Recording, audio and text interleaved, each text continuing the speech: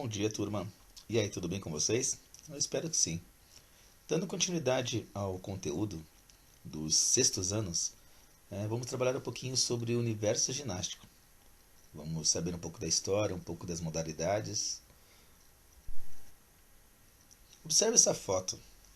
Essa aula, elas parecem com o que nós realizamos na escola? Nem tanto, né? Observe quem está participando dessa aula. Os alunos. Quem são os alunos? Notem que são todas meninas. Não tem meninos nessa aula.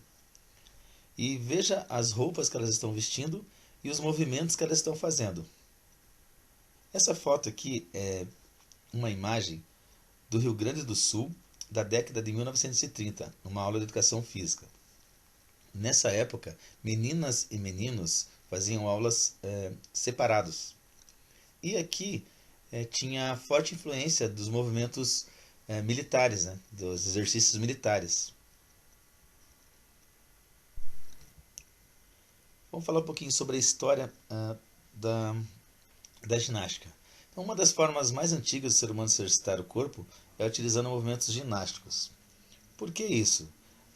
Para realizar os movimentos ginásticos, nós não precisamos de nada especial, não precisamos de nenhum implemento, não precisamos de roupas específicas ou qualquer outro material. Podemos utilizar somente o movimento natural do ser humano, que é andar, correr, saltar, lançar e arremessar. Então, por isso, desde sempre são utilizados esses movimentos.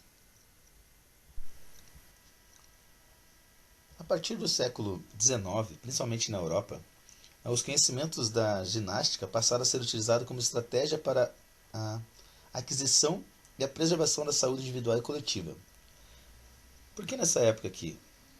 Nessa época estava ocorrendo a Revolução Industrial e era necessário, nesse momento, preparar e educar os trabalhadores para as novas exigências do trabalho, que era disciplina, resistência física, agilidade, etc. Com isso, diversos conhecimentos científicos ligados à medicina e à disciplina militar influenciaram as formas de se exercitar, dando a elas um sentido maior de ordem, disciplina e rigorosidade. Esse movimento deu origem a diferentes métodos ginásticos, como os métodos alemão, o sueco, o francês. E todos esses métodos compuseram o chamado movimento ginástico europeu, e influenciaram desde o final do século XIX e início do século XX a educação física escolar brasileira.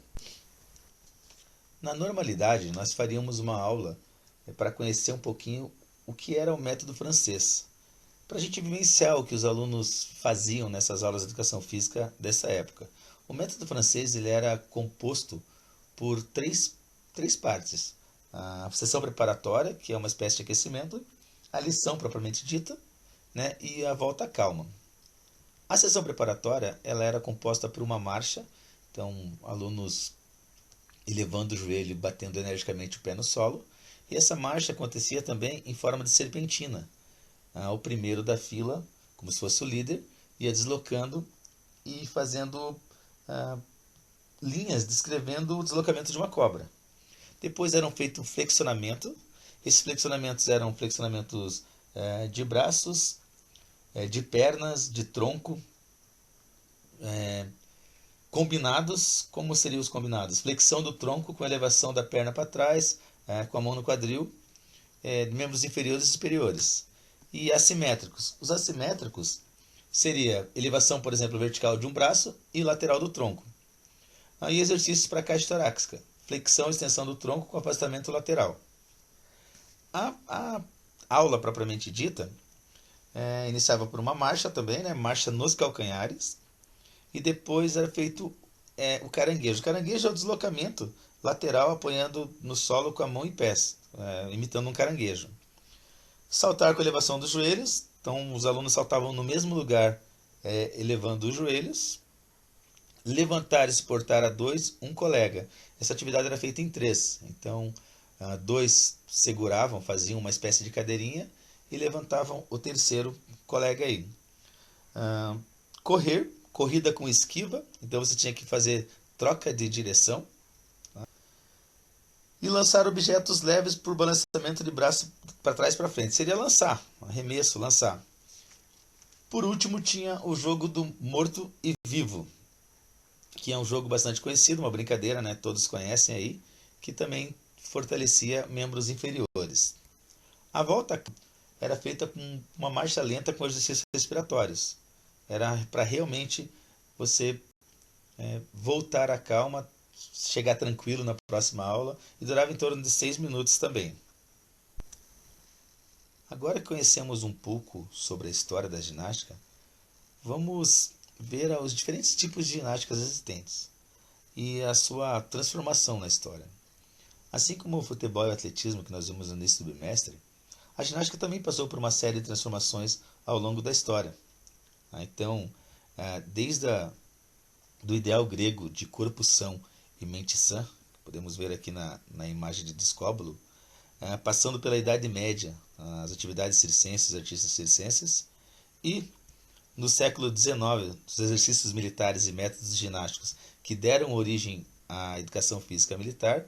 A partir disso aí, a gente desenvolveu diversas formas de exercitar o corpo, com exercícios ligados à ginástica, por exemplo, a ginástica da academia e a ginástica artística. Como eu falei, existem diferentes tipos de ginásticas, e uma classificação que podemos fazer é se elas são competitivas ou não competitivas. Que tipo de ginástica vocês conhecem? Ginástica rítmica, artística, ginástica da academia, ginástica circense? Então pensem nesses tipos que vocês conhecem aí e vamos tentar classificá-las.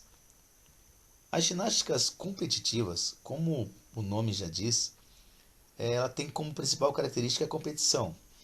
E daí elas seguem uma série de regras internacionais e os atletas passam por um treinamento intensivo para tentar aprimorar os movimentos e buscar o mínimo de erro nas competições. Como exemplo dessa ginástica, nós temos a ginástica artística, a rítmica, a acrobática, a aeróbica e a de trampolim. Nós falaremos brevemente sobre cada uma dessas modalidades. Iniciando pela ginástica rítmica. A ginástica rítmica é uma modalidade exclusivamente feminina. Ela só tem competições femininas. Ela pode ser realizada individual e em grupo, né? E existem alguns aparelhos. São 5 aparelhos que fazem. Esses aparelhos são a bola, que podemos ver aqui, as massas, que são esses 2 bastões aqui, o arco, a corda e a fita. Então, esses aparelhos podem ser combinados em grupo ou individualmente, cada atleta utiliza o aparelho que se adapta melhor. Outro tipo de ginástica bastante conhecido é a ginástica artística. A ginástica artística e a ginástica rítmica, que eu falei anteriormente, elas são modalidades olímpicas, ou seja, são praticadas, são disputadas nos Jogos Olímpicos. A ginástica artística, diferentemente da rítmica, ela é disputada tanto na modalidade masculina quanto na feminina, e também tem vários aparelhos. Quanto aos aparelhos, na modalidade masculina, ela tem 6 aparelhos: solo, barra fixa horizontal, barras paralelas, argolas, cavalo com alças e salto sobre o cavalo. São 6 aparelhos. Na modalidade feminina são apenas 4: solo, barras assimétricas, salto sobre o cavalo e trave de equilíbrio. Sendo que no solo feminino tem uma música que dá ritmo à sua apresentação. No masculino, não. Outro tipo de ginástica é a ginástica acrobática. A ginástica acrobática ela é a mais nova modalidade reconhecida pela FIG, que é a Federação Internacional de Ginástica. E ela é caracterizada pela execução de exercícios de força, equilíbrio, flexibilidade e agilidade. Você precisa de muita força para formar essas figuras aqui. E ela tem uma divisão de categorias, 5 categorias: dupla mista, dupla feminina, dupla masculina, grupo feminino, que são 3 integrantes, e grupo masculino, que são 4 integrantes. Outro tipo de ginástica que conhecemos é a ginástica aeróbica, ou conhecida como GAE, ginástica aeróbica esportiva. Essa é uma modalidade onde se executam padrões de movimentos aeróbicos complexos de forma continuada e de alta intensidade. Então é avaliado a sincronia dos movimentos, a intensidade dos movimentos, e ela é sempre acompanhada por uma música bem agitada. O último tipo de ginástica que veremos é a ginástica de trampolim, ou o trampolim acrobático. Esse esporte ele mescla o esporte com acrobacias e espetáculo. Nessa modalidade, o ginasta deve fazer saltos e acrobacias no ar, para isso utilizando uma cama elástica ou um trampolim. Como você pode perceber, a execução dos movimentos próprios da ginástica competitiva exige muito esforço, dedicação e treinamento dos praticantes. Porém, existem as ginásticas chamadas não competitivas, que apresentam diferentes particularidades. Podemos ver nessa foto aqui que pessoas de diferentes faixas etárias e tipos físicos estão fazendo um tipo de ginástica.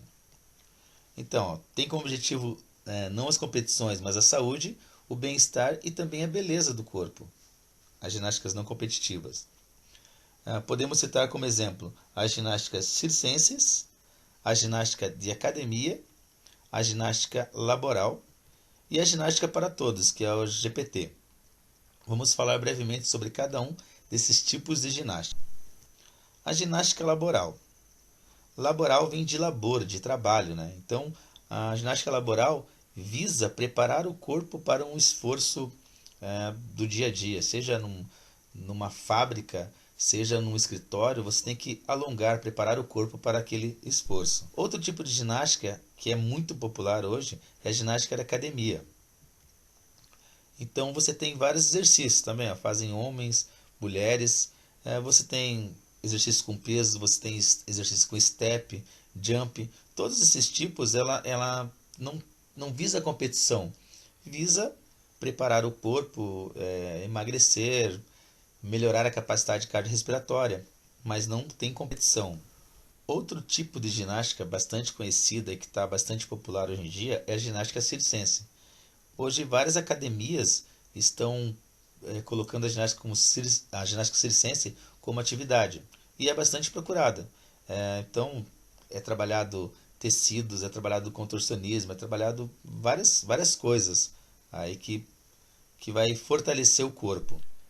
A ginástica para todos, eu só vou fazer uma breve introdução, porque nós continuaremos na próxima aula falando sobre esse tipo de ginástica. Mas como o nome já diz, ginástica para todos, ela pode ser praticada por todos. E uma curiosidade sobre ela, que apesar de não ser uma ginástica competitiva, ela é reconhecida pela FIG, pela Federação Internacional de Ginástica.